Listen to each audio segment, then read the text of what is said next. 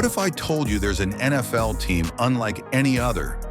A team haunted by glory and heartbreak, built on legends, crushed by curses, and somehow still alive because of one thing: the fans. This isn't just about football. It's about loyalty tested by decades of pain, hope rising from the ashes, a city that refuses to let go. Why do millions keep coming back, season after season, thinking, maybe this year's the one? This is the Cleveland Browns, and their story, it goes way deeper than wins and losses. Before we kick things off, hit that like button if you've ever stayed loyal, even when it hurt. Subscribe for more NFL stories that go beyond the highlight reel. Once you start this story, you'll understand why Browns fans never walk away.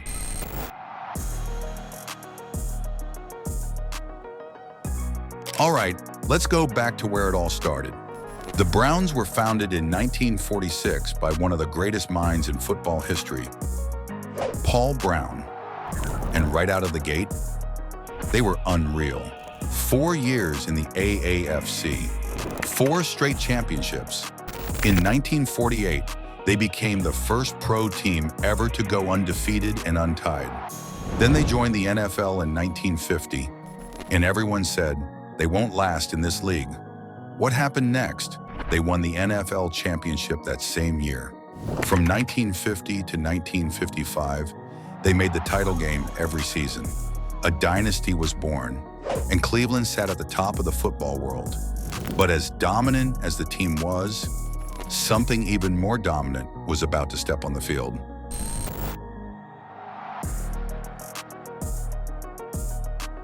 Enter Jim Brown. You want to talk about power, speed, and grace? Jim was a wrecking ball with ballet feet.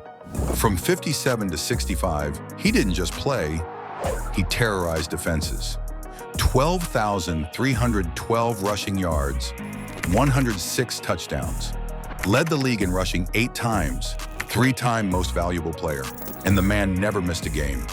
Then, at the absolute peak of his career, he walked away, still the NFL's all-time rushing leader. He left the game like a legend, and to this day, people still ask, was he the greatest to ever do it?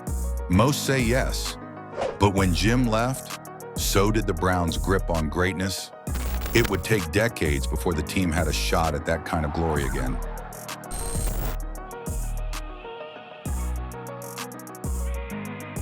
Fast forward to the 1980s. This was the era of the cardiac kids.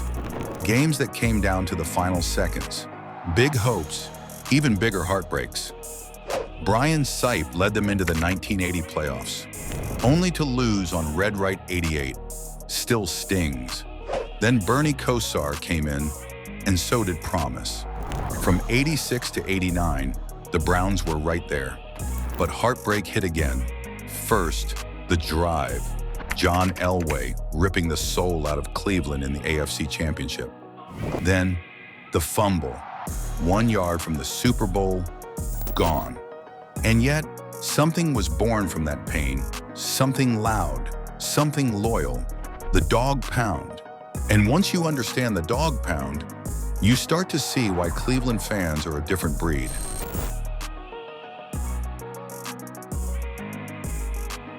Let's take a second to appreciate them.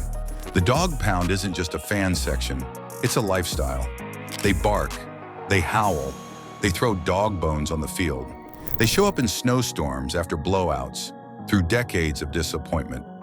Rain, heartbreak, bitter cold. Nothing stops the dogs. And if you think that loyalty is intense now, wait until you see what happened when the Browns were ripped away.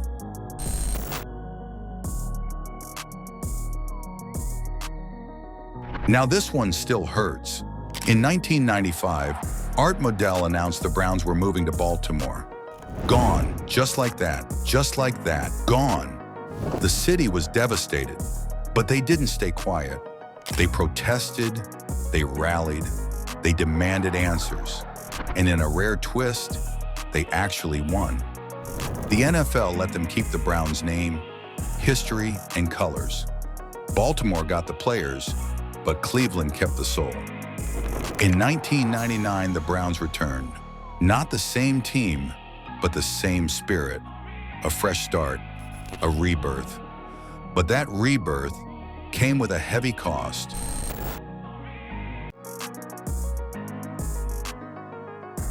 Let's be honest, the modern era has been brutal.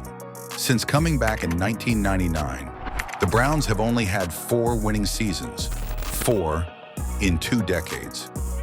1 playoff win in 2020, in 2017, 0-16. Only the Lions have hit that low. Quarterback after quarterback, coach after coach, year after year of starting over. The nickname Factory of Sadness? Yeah, it didn't come from nowhere. But just when it seemed like the spark was out forever, something clicked.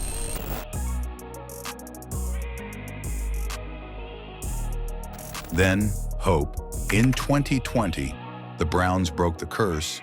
The Browns stormed into the playoffs and absolutely torched the Steelers in the wild card. That win? It wasn't just about moving on in the bracket.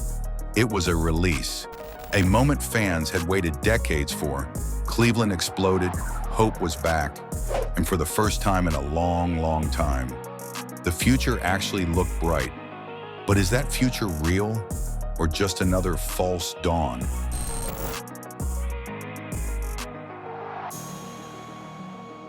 That's what we're about to find out.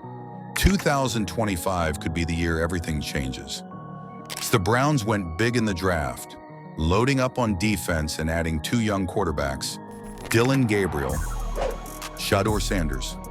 Now the QB room's packed. Joe Flacco, Kenny Pickett, Dillon Gabriel, Shedeur Sanders. The fan base on fire with debate. Who's starting? Who's staying? They've also reinforced the trenches, adding guys like Malik Collins, Joe Tryon-Shoyinka, Tevin Jenkins, and Cornelius Lucas.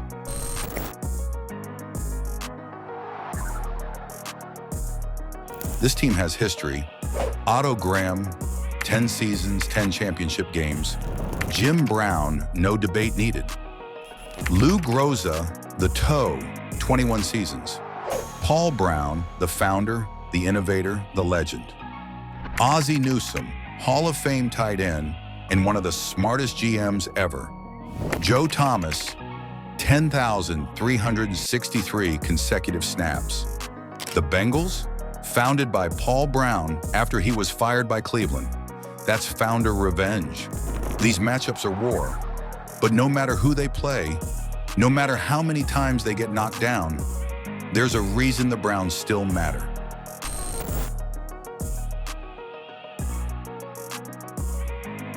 Here's the thing, the Browns have never played in a Super Bowl, but that's not the story. The Browns have seen it all, glory, heartbreak, chaos, rebirth. But through everything, one thing has always stayed the same. The fans, the Dawg Pound, the believers, the ones who never stop showing up. No Super Bowl banner? Yet. But they've got something deeper, a story like no other. So tell me, are you a Browns believer? Drop your favorite memory in the comments. Heartbreak or triumph? Hit like if you felt the pain and stayed loyal. And subscribe so you never miss another deep dive like this one. Because this isn't just football, this is Cleveland.